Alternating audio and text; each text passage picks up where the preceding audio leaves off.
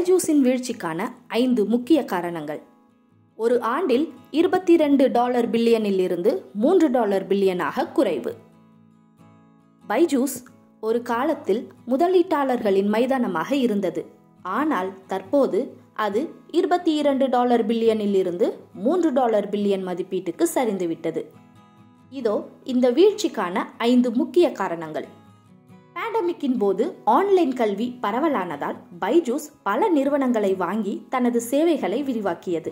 இதில் white had junior மற்றும் great learning ஆகியவையும் அடங்கும். இந்த கொள்முதல் $1.2 பில்லியன் கடனை உருவாக்கியது. $1.2 பில்லியன் கடனை உருவாக்கியது. இது அதன் வருமானத்தால் முடியாமல் கடன் செலுத்தியது. பேண்டமிக் முடிந்ததும் மாணவர்கள் பள்ளிகளுக்கு திரும்பிவிட்டனர். இதனால் பைஜூஸின் ஆன்லைன் கற்றல் மிகவும் பாதிக்கப்பட்டது. மேலும் நஷ்டங்கள் அதிகரித்தன. பைஜூஸ் தனது விளம்பரங்களுக்காக விலையான பிரச்சாரங்கள் மற்றும் பிரபல நபர்களை ஏற்றுக்கொண்டது. இதன் விளைவாக நிறுவனம் மேலும் கடன்களில் சிக்கியது.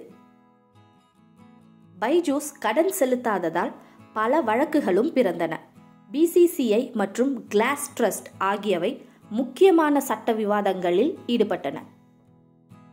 பைஜூஸ் தங்கள் நிதி அறிக்கைகளை தாமதமாக வெளியிட்டது. இதனால் முதலீட்டாளர்கள் அதிர்ச்சி அடைந்தனர். மேலும் உள்நாட்டு பிரச்சனைகளும் அதிகரித்து விற்பனை மையத்தில் அதிக அழுத்தம் ஏற்பட்டது. இதுதான் பைஜூஸ் வீழ்ச்சிக்கான முக்கிய காரணங்கள்.